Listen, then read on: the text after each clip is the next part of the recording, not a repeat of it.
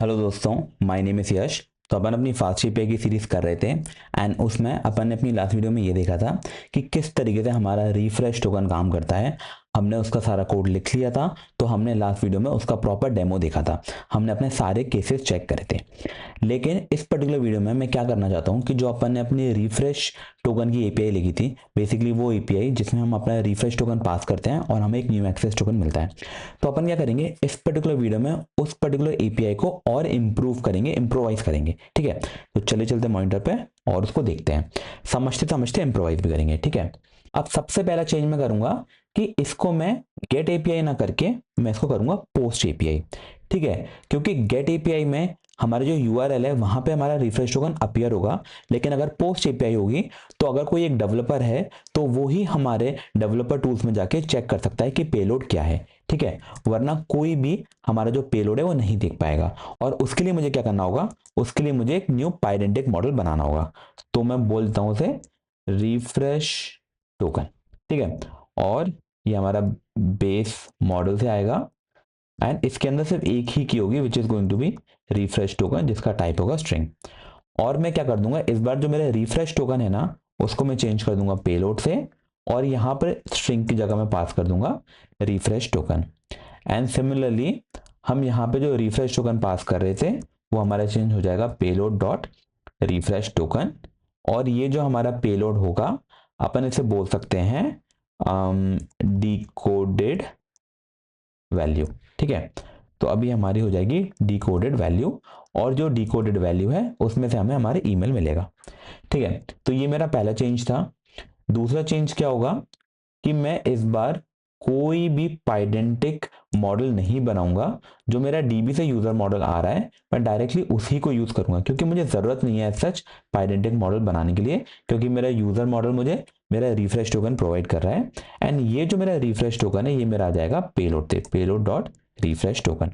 ठीक है, उसके बाद जो मेरा थर्ड चेंज होगा वो मेरा क्या होगा कि मैं क्या कर रहा था अभी तक कि एक रिफ्रेश टोकन था मेरा।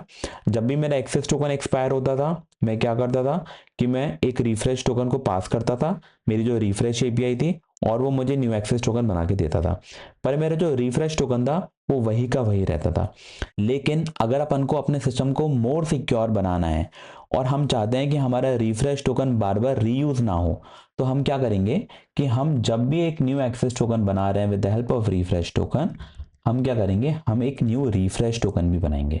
तो मैं बोल देता हूं क्रिएट रिफ्रेश टोकन। यहां पर हमने ईमेल पास करा और मैं बोल दूंगा कि this is going to be R refresh token. तो बेसिकली जब भी हम एक न्यू एक्सेस टोकन बनाने जाएंगे with the help of refresh token, तब हम एक न्यू रिफ्रेश टोकन भी बनाएंगे।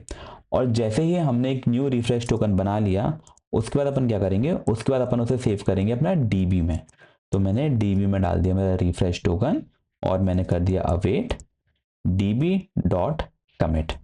तो इससे अब जो मेरा रिफ्रेश टोकन है वो मेरा डीबी में सेव हो गया। जो मेरा न्यू रिफ्रेश टोकन है, जब मैंने एक एक्सेस टोकन बनाया उस टाइम पर एक न्यू रिफ्रेश टोकन बनाया, सो दैट नेक्स्ट टाइम जब मेरी ये पर्टिकुलर एपीआई कॉल होगी तो जो मेरा लास्ट रिफ्रेश टोकन था, अब अगर कोई वो पास करेगा तो ये एपीआई काम नहीं करेगी। आपको एक न्यू रिफ्रेश टोकन ही पास करना होगा।